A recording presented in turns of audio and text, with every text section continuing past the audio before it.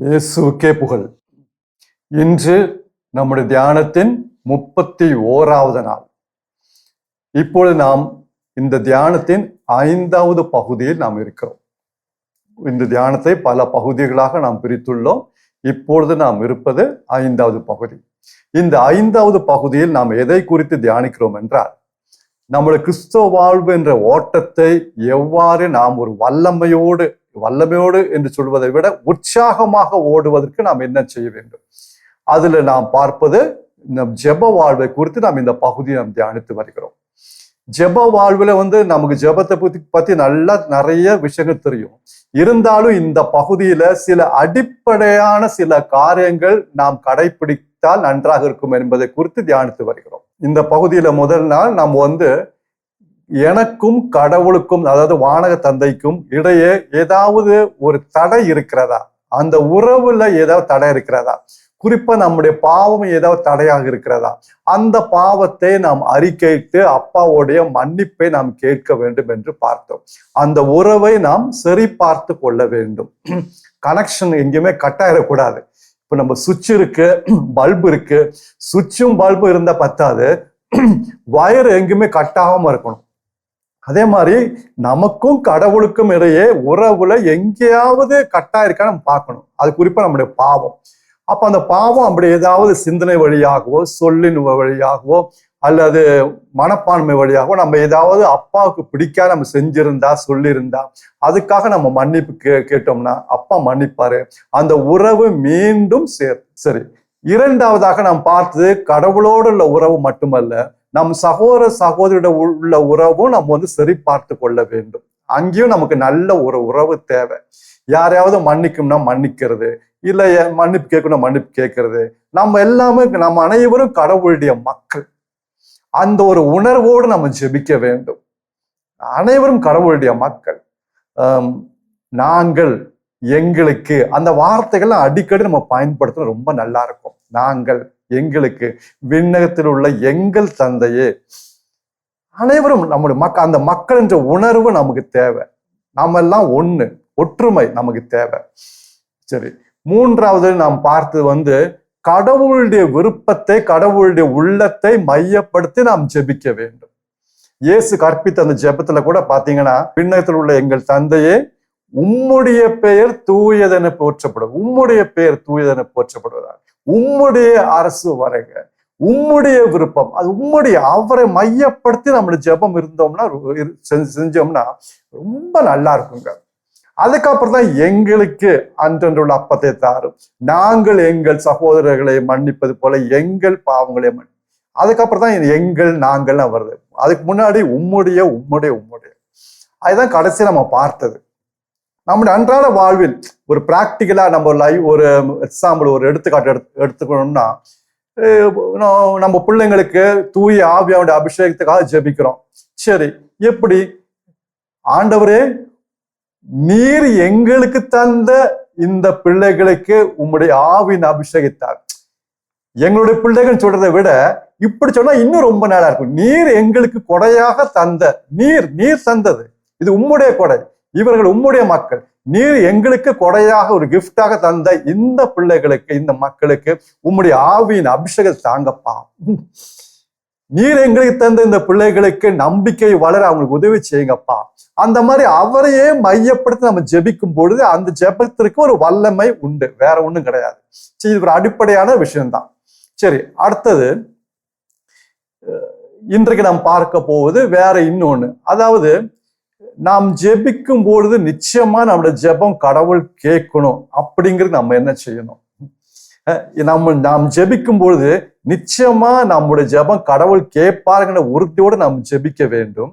அதற்கு ஏதாவது ஒரு காரியம் நாம் கடைபிடிக்க வேண்டியது உண்டா என்பதை குறித்து இன்றைய செய்தி நாம் தியானிப்போம். அதற்கு முன்மாதிரியாக இருப்பது நம் ஆண்டவராக இயேசு கிறிஸ்து. ஆண்டவராக இயேசு கிறிஸ்து 33 ஆண்டுகள் இந்த உலகத்தில் வாழ்ந்த பொழுது பலமுறை பலமுறை இல்ல, எப்பொழுதும் தந்தையோடு அவர் ஜெபிப்பார். அந்த உரையாடல், அந்த உறவு எப்பவுமே இருந்துட்டே இருந்துச்சு. அவர் ஜெபித்த போதெல்லாம் தந்தை அவருக்கு செவி சாய்த்தார்.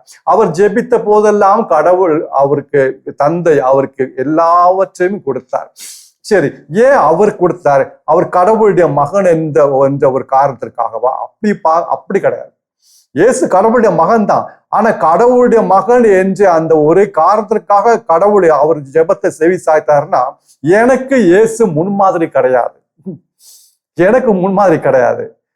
ஆனா அவர் முழு மனிதனாக, என்னை போல முழு மனிதனாக இந்த உலகத்தில் வாழ்ந்தாருங்க. முழு மனிதனாக அவரும் சோதிக்கப்பட்டார். என்னை போல அவரும் சோதிக்கப்பட்டார். அப்புறம் எப்படி அவர் ஜெபித்த போது மட்டும் கடவுள் தந்தை அவருடைய ஜெபத்துக்கெல்லாம் செவி சாய்த்தார்? நம்ம தியானிப்போம். இயேசுவோட ஜெபத்தை எடுத்துக்குவோம். அதான் ரொம்ப நல்லது. இயேசு தந்தையை பார்த்து ஜெபித்த ஒரு ஜெபத்தை எடுத்து நம்ம தியானித்தால் நன்றாக இருக்கும். ஒரு எடுத்துக்காட்டுக்கு எபிரேயர் 5வது அதிகாரம் 7வது வசனம். The letter to the Hebrews. எபிரேயர் 5வது அதிகாரம் வசனம் 7. அங்க இயேசு இவ்வுலகில் வாழ்ந்த பொழுது அடிக்கடி தந்தையை பார்த்து ஜெபித்த ஒரு ஜெபம் அங்க நாம வாசிக்கிறோம். அதாவது அங்க அந்த இறை வார்த்தை இவ்வாறு இருக்கிறது. அவர் இவ்வுலகில் வாழ்ந்த நாட்களில், அவருங்கிறது ஆண்டவராக இயேசு கிறிஸ்துவை குறிப்பிடுகிறது. அவர் இவ்வுலகில் வாழ்ந்த நாட்களில் சாவிலிருந்து காப்பாற்ற வல்லவரான கடவுளிடம், சாவிலிருந்து காப்பாற்ற வல்லவரிடம் உரத்த குரலில் கண்ணீர் சிந்தி மன்றாடி வேண்டினார். தொடக்கம் அந்த வசனத்தோட தொடக்காது. அவர் இவ்வுலகில் வாழ்ந்த நாட்களில்னா 33 ஆண்டுகள் இந்த உலகத்தில் வாழ்ந்த நாட்களில் சாவிலிருந்து காப்பாற்ற வல்லவரை நோக்கி, கடவுளை நோக்கி உரத்த குரலில் சத்தம் போட்டு கண்ணீர் சிந்தி அழுது அவர் மன்றாடினாராம். சாவில் இருந்துன்னா எந்த சாவுங்கிறத நாம் புரிந்து கொள்ள வேண்டும். அப்ப சாவுனா இந்த இடத்துல இயேசு குறிப்பிட்ட அந்த சாவுங்கிறது தந்தையிடமிருந்து பிரிந்து வாழ்வதுதான் சாவு. தந்தையிடமிருந்து பிரிந்து வாழ்வது சாவு. வாழ்வுனா தந்தையோடு நெருங்கி இருப்பது, அந்த ஐக்கியத்தோடு இருப்பது வாழ்வு. அப்ப வாழ்வுனா தந்தையோடு நெருங்கி அந்த உறவில் இருப்பது. மரணம் அல்லது சாவுனா இந்த இடத்துல தந்தையிடமிருந்து பிரிந்து இருப்பது. அப்ப இயேசு எதற்காக ஜெபித்தார்? தந்தையே, ஒருபோதும் உம்மை விட்டு நான் பிரிந்திருக்க கூடாது. ஒரு நிமிடம் கூட நான் உங்களை விட்டு பிரிந்திருக்க கூடாது. இந்த ஒரு மரணம் எனக்கு தேவையில்லை, இந்த ஒரு சாவு எனக்கு தேவையில்லை. இதுல இருந்து என்னை காப்பாத்துங்க, இப்படி வராமல் இருக்க எனக்கு உதவி செய்யுங்க. அப்படி உரத்த குரலில் சத்தம் போட்டு கண்ணீர் சிந்தி ஒவ்வொரு நாளும் 33 ஆண்டுகள் தந்தையை பார்த்து அவர் ஜெபித்தாராம், மன்றாடினாராம், ஜெபித்தார். அங்க பாருங்க, அவருடைய தேவையை பாருங்க. அவருக்கு அதுதான் பெருசா இருந்துச்சு. தந்தையோட உறவு தான் அவருக்கு மிக முக்கியமானதாக இருந்தது. அதனால அங்க ஒருபோதும் அந்த கட்டாவ கூட அந்த உறவு, அதுக்காக கண்ணீர் சிந்தி அவர் ஜெபித்தார். அப்புறம் ஜெபித்த போது ஏன் அவருடைய ஜெபம் கேட்கப்பட்டது? அந்த வசனத்தை முழுமையா நம்ம பார்ப்போம். அவர் இவ்வுலகில் வாழ்ந்த நாட்களில் சாவிலிருந்து காப்பாற்ற வல்லவரை நோக்கி உரத்த குரலில் கண்ணீர் சிந்தி மன்றாடி வேண்டினார். இப்ப ஏன் ஜெபம் கேட்கப்பட்டது? காரணம், அவர் கொண்டிருந்த இறைப்பற்று கலந்த அச்சத்து நிமித்தம், அவர் கொண்டிருந்த இறைப்பற்று கலந்த அச்சத்தின் நிமித்தம் கடவுள் அவருக்கு செவி சாய்த்தார். ஒரு அச்சம் அவர்கிட்ட இருந்துட்டே இருந்துச்சு, ஒரு பயம் அவர்கிட்ட இருந்துட்டே இருந்துச்சு. என்ன பயம்? தந்தையோட உள்ளத்தை நான் வேதனைப்படுத்திடுவேனோ, அந்த ஒரு எச்சரிக்கை அவருக்கு எப்பவுமே இருந்துச்சுங்க. ஒரு பயம், ஒரு அச்சம். இதாங்க ஆண்டவரை குறித்துள்ள ஒரு அச்சம். ஆண்டவரை குறித்துள்ள ஒரு அச்சம், ஒரு பயம் நமக்கு எப்பவுமே தேவை. அது நம்முடைய ஜெபத்திற்கு பதில் அளிக்க உதவியாக இருக்குங்க. அந்த அச்சம், அந்த ஒரு பயம், அது இயேசுடைய வாழ்க்கையில அது இருந்தது. ஆண்டவரை குறித்துள்ள அச்சம், ஆங்கிலத்தில் சொல்ல போனா the fear of the Lord. ஒரு பயம் இருக்கணும். கடவுள் என்ன தண்டிச்சு அந்த பயத்தை இல்ல, இது ஒரு நல்ல பயம், அருமையான பயம். இது இப்ப நம்ம பாம்பு பார்த்தோம்னா ஒரு பயம் இருக்கணும், அது நமக்கு நல்லதாங்க. பாம்பு கடிச்சிருமோ ஒரு பயம், அதனால கொஞ்சம் ஒதுங்கி இருக்கிறோம்ல, அந்த ஒதுங்கி இருக்கோம்ல, 2 ஸ்டெப் பின்னாடி வைக்கிறோம்ல, அந்த ஒரு பயம். அதே மாதிரி தந்தையோட உள்ளத்தை நான் வேதனைப்படுத்திடுவேனோ, இந்த குறிப்பிட்ட செயலை செய்தா தந்தையோட உள்ளத்திற்கு துக்கத்தை கொண்டு வருவேனோ, அப்ப அந்த செயலிருந்து அப்படியே தள்ளி நிற்பது, கொஞ்சம் மாறி நிற்பது. இந்த வார்த்தை இப்படி நான் பேசினேன்னா தந்தையுடைய உள்ளத்திற்கு நான் துயரத்தை கொண்டு வந்து விடுவேனோ, ஐயோ நான் அப்படி பேச மாட்டேன். இப்ப நான் அப்படி கோபப்பட்டேன்னா தந்தை உங்க அப்பாவுடைய உள்ளத்திற்கு வேதனை கொண்டு வந்து விடுவேனோ, ஒரு பயம். ஐயோ நான் கோபப்பட மாட்டேன். அன்றாட வாழ்க்கையில் ஒவ்வொரு நாளும் இந்த பயம் இருந்துட்டே இருக்கணுங்க. இது நமக்கு ரொம்ப நல்லது. ஆவிக்குரிய வாழ்வுல வளர ரொம்ப உதவியா இருக்குங்க. அதே மாதிரி ஜெப வாழ்வு, தந்தை இந்த பயத்தை பார்த்து அவரை பூரிப்படைகிறார். இதாங்க தூய்மையான வாழ்க்கை நடத்த ஒரு ரகசியம். அது ஹோலி லைஃப். நிறைய பேர் கேட்கிறாங்க, பரிசுத்தமான வாழ்க்கை நடத்த என்ன செய்யணும்? இந்த பயம் எப்பவுமே இருந்துட்டே இருக்கணும், வேற ஒண்ணும் இல்லை. அதாவது இப்போ இந்த பயம் எப்படி வரும்? கடவுளுடைய அப்பாவுடைய அன்பு நம்முடைய உள்ளத்தை ஊடுருவியாதான் இந்த பயம் வரும், இல்லைன்னா வராது. அவர் எவ்வளவு நம்ம அன்பு செய்கிறார் என்பதை நம்ம உள்ளத்தை நாம் அறிந்து கொண்ட, உள்ளத்துல தலையில இல்ல, அறிவுபூர்வமா இல்ல, உள்ளத்தை நமக்கு தெரிஞ்சுன்னா, உள்ளத்துல அது ஆழமா பதிஞ்சிருச்சுன்னா, அந்த அன்பு பதிஞ்சிச்சுன்னா, அப்ப இந்த பயம் தானா வருங்க, தானா வரும். இப்போ ஒரு வாலிப பையன் காலேஜ்ல படிக்கிறான், கல்லூரியில படிக்கிறான், இல்ல ஒரு வேலை செஞ்சுட்டு இருக்கான். அவங்க கம்பெனிலயோ அல்லது கல்லூரியிலயோ ஒரு பார்ட்டி வைக்கிறாங்க. அந்த பார்ட்டியில அவனுக்கு நல்லா தெரியும், மதுபானம் கொடுப்பாங்க, ட்ரிங்க்ஸ் கொடுப்பாங்கன்னு தெரியும். அவன் என்ன செய்யறான்? ஐயோ நான் அந்த பார்ட்டிக்கு வரலங்கிறான். ஃப்ரெண்ட்ஸ் எல்லாம் கேட்கறான், ஏன்டா வரல, என்னாச்சு, ஏன் பயப்படுற? இல்ல நான் பயப்படல, இது எனக்கு வேண்டாம். ஏன்? நான் இந்த மதுபானம், இந்த ட்ரிங்க்ஸ் சாப்பிட்டுறது எங்க அப்பாவுக்கு பிடிக்காது, எங்க அப்பாவுக்கு பிடிக்காது. அவன் பூமிக்குரிய அப்பா சொல்றான், எங்க அப்பாவுக்கு பிடிக்காது. எங்க அப்பா எவ்வளவு கஷ்டப்பட்டு இந்த கல்லூரியில படிக்க எனக்கு பணத்தை அனுப்பி வைக்கிறாரு. அவரு வெயில்ல கஷ்டப்படுறாரு, மழையில கஷ்டப்படுறாரு, எனக்கா அவ்வளவு உழைக்கிறாரு. எனக்கு இது வேண்டாம், ஏன்னா இது எங்க அப்பாவுக்கு பிடிக்காது. இது இந்த கிளாஸை தொடும்போது எங்க அப்பா ஞாபகம், எங்க அப்பாவோட முகம் தான் வருது. நான் எங்க அப்பாவோட உள்ளத்துக்கு துக்கத்தை கொண்டு வர மாட்டேன், எனக்கு வேண்டவே வேண்டாம். அந்த பாவத்துல இருந்து அவன் அப்படியே மாறி விடுறான், அப்படியே ஒதுங்கி விடுறான் பாருங்க. ஏன்னா அப்பாவோடைய உள்ளத்துக்கு வேதனை கொண்டு விடுமோ ஒரு பயம். ஏன்னா அவங்க அப்பா இவனை அவ்வளவு அன்பு செய்யறான்னு அவனுக்கு தெரியும், உள்ளத்துல தெரியும், அந்த நெருக்கமான உறவுல தெரியுது. எனக்கு எங்க அம்மா என்னை ரொம்ப அன்பு செய்யறாங்க. எங்க அம்மாவுக்கு பிடிக்காத ஒரு வார்த்தை நான் ஏதாவது சொன்னேன்னா, எங்க அம்மாவுக்கு பிடிக்காத ஒரு செயலை நான் செஞ்சேன்னா, அது எங்க அம்மாவோட உள்ளத்திற்கு அவ்வளவு வேதனை கொண்டு வரும். அதனால இந்த வேதனை கொண்டு வந்து விடுமோ என்ற ஒரு பயத்தோடு நான் அந்த வார்த்தையை பேசாம இருப்பேன், அந்த செய்தியை நான் சொல்லாம இருப்பேன், அல்லது நான் அந்த செயலை நான் செய்யாம இருப்பேன். ஏன்னா எங்க அம்மா அவ்வளவா என்னை அன்பு செய்யறாங்க. அப்ப இந்த பயம் எப்போ வரும்? எப்பொழுது நம்முடைய வானக தந்தையோட அன்பு நம்முடைய உள்ளத்தை ஊடுருவுமோ அப்பதாங்க இந்த பயம் வரும். அப்பதாங்க இந்த தீமையிலிருந்து, பாவத்திலிருந்து நமக்கு மாறி நிற்க முடியும், இல்லைன்னா முடியாதுங்க. பேதுரு இன்னும் வித்தியாசமா சொல்வாரு. 1 பேதுரு 2வது அதிகாரம் 1 வசனம்.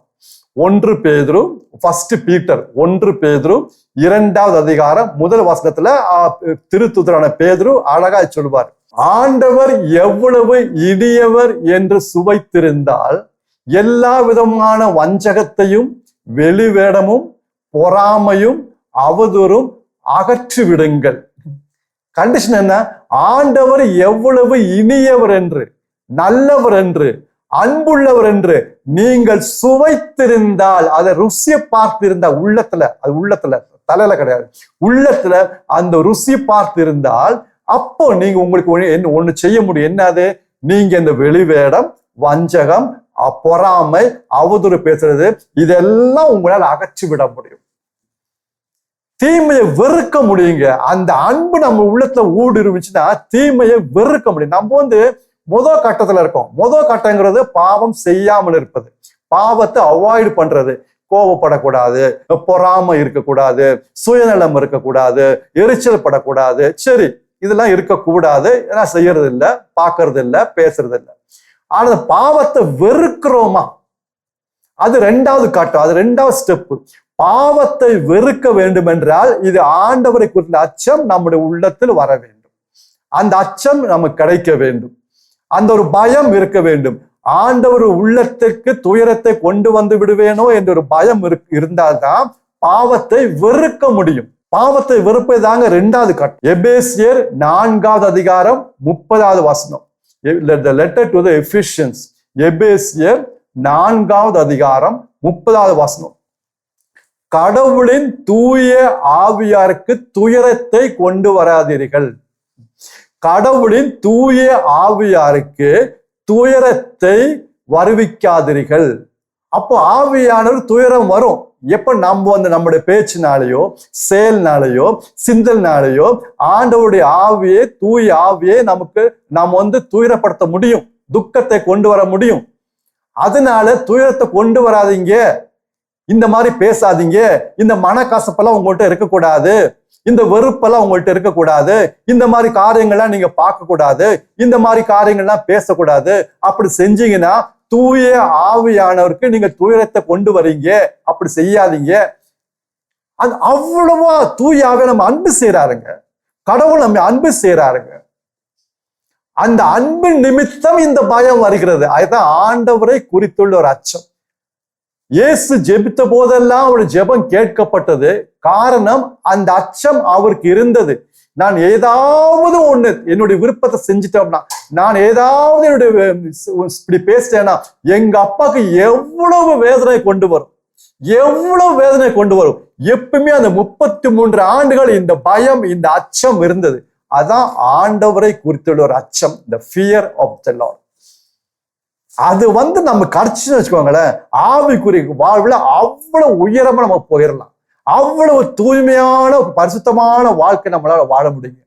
அப்படி இருந்துச்சுன்னா, இந்த கொடை இருந்துச்சுன்னா ஜெபத்துல அவ்வளவு வல்லமையோடு உற்சாகமாக நம்ம ஜெபிக்க முடியுங்க. கடவுள் நிச்சயமா நம்மளோட ஜெபத்துக்கு பதில் தருவார்.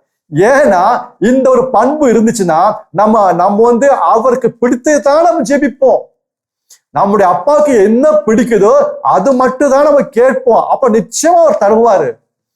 எனக்கு பிடித்தது, எனக்கு சந்தோஷத்தை தருவது நான் கேட்க மாட்டேன். எங்க அப்பாவுக்கு என்ன பிடிக்குமோ அதை தான் நான் கேட்பேன். இந்த பயம் இருந்துச்சுன்னா பல வேளைகளில் நம்முடைய ஜெபம் கேட்கப்படுவதில்லை. பல வேளைகளில் நம்ம ஜெபிக்கிறோம், ஆனா ஜெபம் கேட்கப்படவில்லை. அதற்கு ஒரு காரணம் இதுதான், ஆண்டவரை குறித்த ஒரு அச்சம் நம்ம கிட்ட கிடையாது. நீதிமொழிகள் அதுல பார்த்துக்கிறோம். நீதிமொழிகள் புத்தகம், அதாவது the book of Proverbs, நீதிமொழிகள் 1 அதிகாரம் 28, 29 வசனங்கள். நீதிமொழிகள் 1 அதிகாரம் 28வது வசனமும் 29வது வசனமும் இந்த புக் ஆஃப் ப்ராவர்ப்ஸ். அங்க இவ்வாறு வாசிக்கிறோம். நீங்கள் என்னை நோக்கி மன்றாடுவீர்கள், நான் உங்களுக்கு பதில் அளிக்க மாட்டேன்.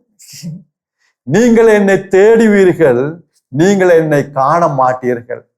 காரணம், ஏனெனில் ஆண்டவரில் அச்சம் கொள்வதில் உங்களுக்கு விருப்பம் இல்லை. ஆண்டவரில் அச்சம் கொள்வதில் உங்களுக்கு விருப்பமே கிடையாது. அதனால நீங்க என்னை நோக்கி கூப்பிட்டாலும் மன்றாடினாலும் நான் பதில் அளிக்க மாட்டேன். நீங்க என்னை தேடினாலும் நீங்கள் என்னை காண மாட்டீர்கள். ஏன்னா இந்த ஆண்டவரை குறித்துள்ள ஒரு அச்சம் உங்கள்கிட்ட கிடையாது. அவ்வளவு அழகா தெளிவா அங்க சொல்லியிருக்கிறது. அப்ப நம்முடைய ஜெபம் கேட்கப்பட வேண்டும் என்றால் இந்த ஆண்டவரை குறித்த ஒரு அச்சம் நம்முடைய வாழ்க்கையில் எப்பவுமே இருக்கணும். இயேசுடைய வாழ்க்கையில அது இருந்தது. இது நம்முடைய ஜெபத்திற்கு அடிப்படையான தேவைப்படுகின்ற ஒரு காரியம். இது நம்முடைய மனதில் வச்சா நல்லா இருக்கும். அன்பார்ந்தவர்களே, இது எப்படி வரும்? அன்பை நாம அறிந்து, கடவுளுடைய அப்பாவுடைய அன்பை எப்போது நம்முடைய உள்ளத்தை ஊடுருவதோ அப்பதாங்க இந்த அச்சம் வரும். நம்மளால பாவமே செய்ய முடியாத ஒரு சூழ்நிலை, பாவத்தை விட்டு ஒதுங்குவது மட்டுமல்ல, பாவமே செய்ய முடியாத ஒரு சூழ்நிலைக்கு நம்ம போவோம். எவ்வளவு அருமையா இருக்கும் தெரியுமா? இதோட ஆசீர்வாதங்களும் அருமையா இருக்கும். இது இப்படி இருந்துச்சுன்னா இதன் நிமித்தம் நம்ம கிடைக்கிற ஆசீர்வாதங்களை பாருங்களேன். திருப்பாடல் 25, the book of Psalms, திருப்பாடல் 25 வசனம் 12. திருப்பாடல் 25 வசனம் 12. அங்க பாருங்க, அருமையா இருக்காது அந்த வசனம். நம்முடைய வாழ்க்கைக்கு எல்லா பிரச்சனை, வாழ்க்கையில் வருகிற எல்லா பிரச்சனைக்கும் தீர்வு அந்த வசனத்துல இருக்குங்க. நம்முடைய வாழ்க்கையில் வருகிற எல்லா பிரச்சனைக்கு தீர்வு அந்த வசனத்துல இருக்கு. ஆண்டவரிடம் அச்சம் கொள்பவர் எவரோ அவர் தேர்ந்து கொள்ள வேண்டிய வழியை அவர் உங்களுக்கு கற்பிப்பார். ஆண்டவரிடம் அச்சம் கொள்பவர் எவரோ அவர் தேர்ந்து கொள்ள வேண்டிய வழியை கடவுள் அவர்களுக்கு கற்பிப்பார், சொல்லி தருவார். நம்முடைய வாழ்க்கையில என்ன முக்கியமான பிரச்சனை என்னங்க? தேர்ந்தெடுப்பது, இதுதாங்க நம்முடைய வாழ்க்கையில பெரிய பிரச்சனை.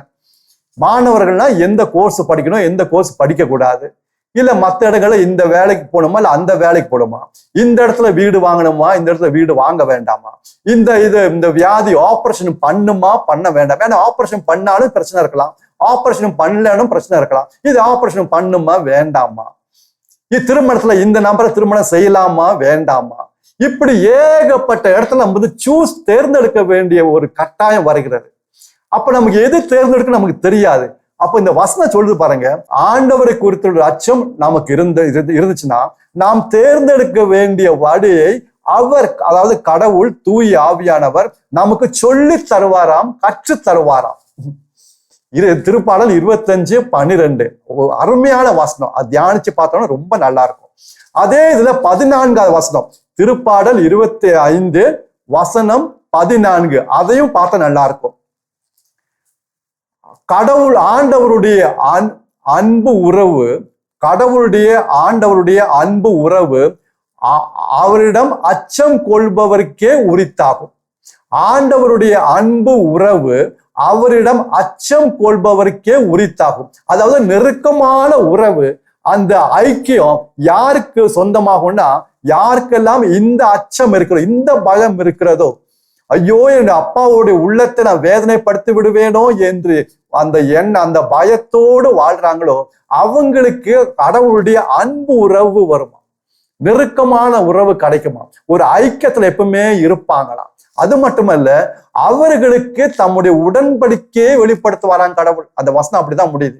அவர்களுக்கு தம்முடைய உடன்படிக்கையை வெளிப்படுத்துவார். அப்படின்னா தம்முடைய உள்ளத்தை கடவுள் வெளிப்படுத்துவாராம். ஏன்னா இந்த அச்சத்தோடு அவங்க எப்பவுமே இருக்காங்க பாருங்க, அதனால கடவுள் தம்முடைய உள்ளத்தை அவங்களுக்கு வெளிப்படுத்துவாராம். எவ்வளவு பெரிய ஆசீர்வாதம் பாருங்க இந்த ஆசீர்வாதம். அதே மாதிரி நீதிமொழிகள் 14வது அதிகாரம், நீதிமொழிகள் 14வது அதிகாரம், அதாவது புக் ஆஃப் ப்ராவர்ப்ஸ், நீதிமொழிகள் 14வது அதிகாரத்துல 27வது வசனம், நீதிமொழிகள் 14வது அதிகாரம் 27வது வசனம் இன்னொரு ஆசீர்வாதம். இந்த அச்சம் யாருக்கெல்லாம் இருக்கிறதோ அவங்களுக்கு இன்னொரு ஆசீர்வாதம். ஆண்டவரிடம் அச்சம் கொள்வது வாழ்வழிக்கும் ஊற்றாகும், the fountain of life, வாழ்வழிக்கும் ஊற்றாகும், சாவை விளைவிக்கும் கண்ணிலிருந்து அவர்களை விடுவிக்கும். சாவை விளைவிக்கும் கண்ணிலிருந்து, டிராப்பிலிருந்து மனிதர்களை தப்ப வைக்கும். நமக்கு யாரெல்லாம் நம்ம ஒரு சிக்க வைக்கணும், மாட்ட வைக்கணும் அப்படின்னு பிளான் பண்ண நமக்கு தெரியாது. ஆனா இந்த ஆண்டவரை குறித்துல ஒரு அச்சம் இருந்துச்சுன்னா எல்லா விதமான டிராப்ல இருந்தும் கண்ணிலிருந்தும் கடவுள் நம்மை விடுவிப்பார்.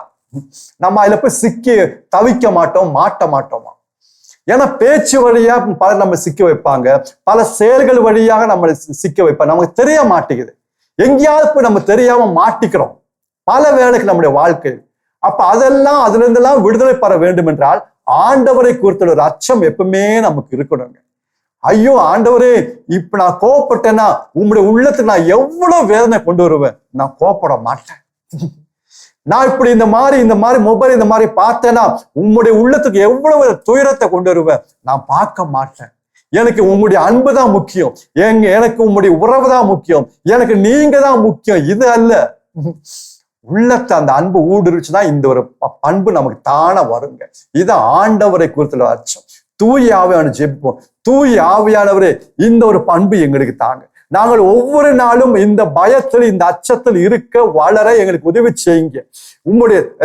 எங்களுடைய அப்பாவுடைய அந்த தந்தையுடைய அன்பை எங்களுடைய உள்ளத்தில் ஊடுருவ, இயேசுடைய அந்த அன்பை எங்களுடைய உள்ளத்தில் ஊடுருவ எங்களுக்கு உதவி செய்யுங்க. இது நிமித்தம் நாங்கள் எப்பவுமே இந்த பயத்தில், தேவையில்லாத பயம் இல்ல, இந்த பயத்தில் நாள்தோறும் வாழ எங்களுக்கு உதவி செய்யுங்க. தூய ஆவியானவர் ஜெபிக்கும் பொழுது தூய ஆவியானவர் இந்த ஒரு அன்பை நம்முடைய உள்ளத்தில் பொழிய செய்து ஆவிக்குரிய வாழ்வில் நமக்கு உதவி செய்வார். ஏன்னா ஒரே காரணம், ஏனெனில் இதுவே தகுந்த காலம்.